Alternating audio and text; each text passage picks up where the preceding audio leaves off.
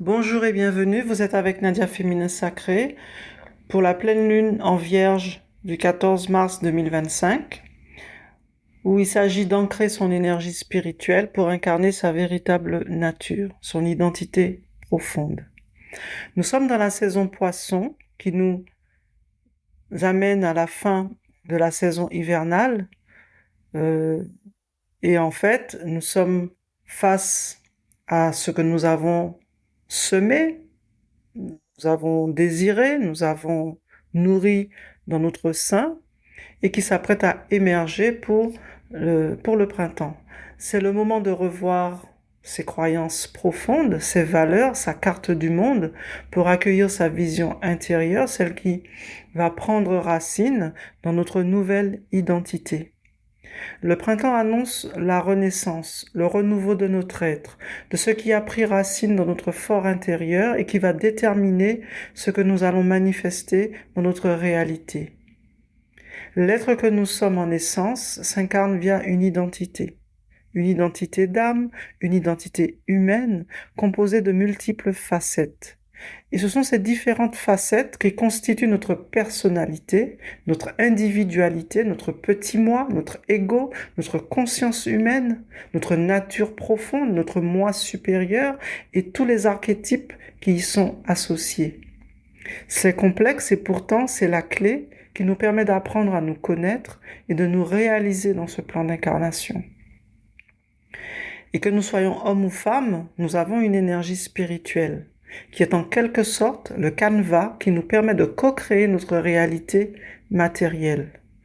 L'élémentaire qui constitue cette énergie constitue donc nos fondements, nos valeurs, notre éthique, voire notre morale, qui crée le socle et les fondations de notre vie tout entière.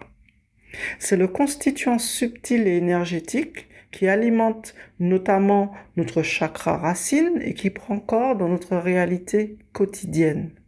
Réalité qui intègre notre relation au corps physique, à notre santé, à notre vitalité, à notre activité, à notre mode et style de vie, en l'occurrence à notre niveau de confort matériel, notre relation à l'argent, nos biens et nos possessions.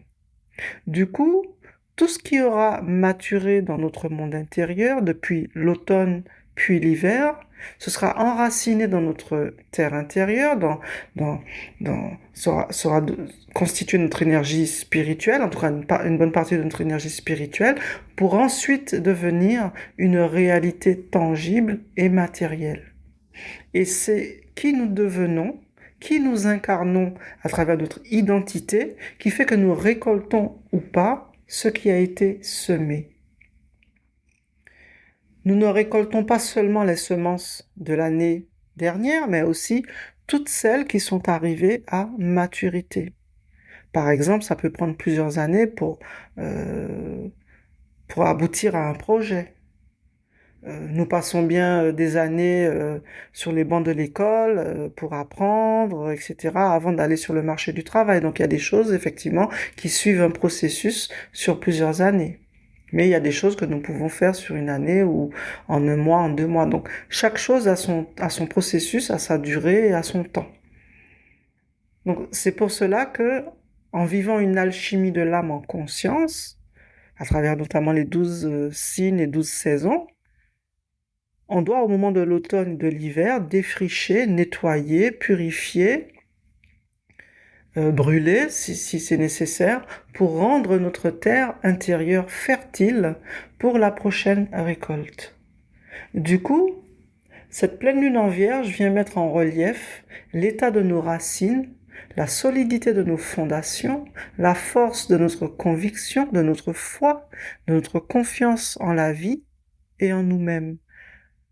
Est-ce que nous avons des valeurs qui fondent notre identité profonde ou seulement sommes-nous des girouettes qui ne font que suivre le troupeau ou ce qui brille en apparence?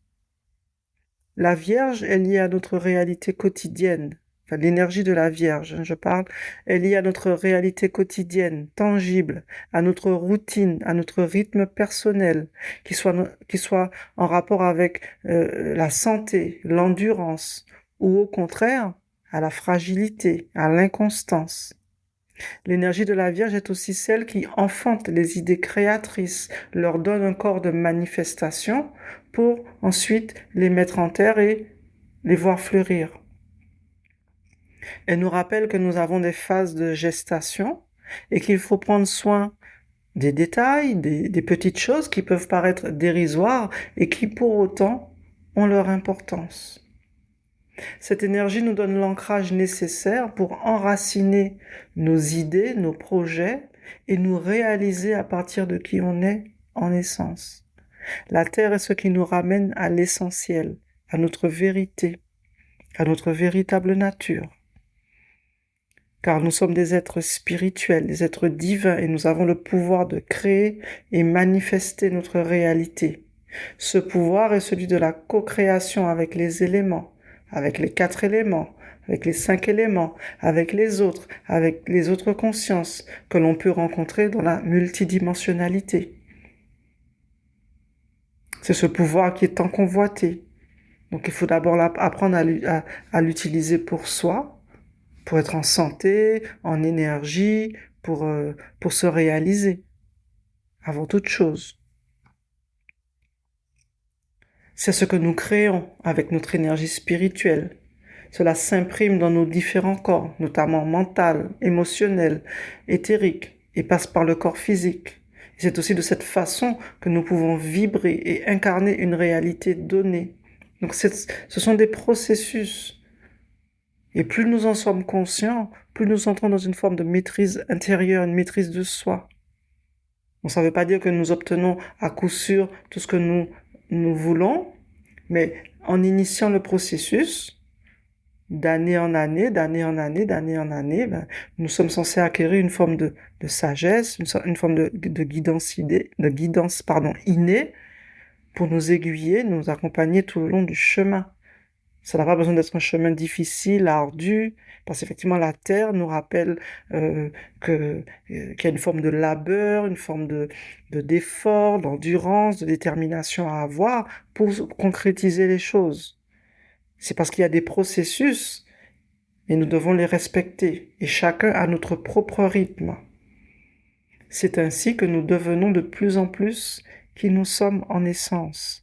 Et cette pleine lune en Vierge est un moment opportun pour se rappeler que nous créons essentiellement à partir de qui nous sommes, qui nous incarnons à travers notre identité, et ensuite par rapport aux actions que nous posons.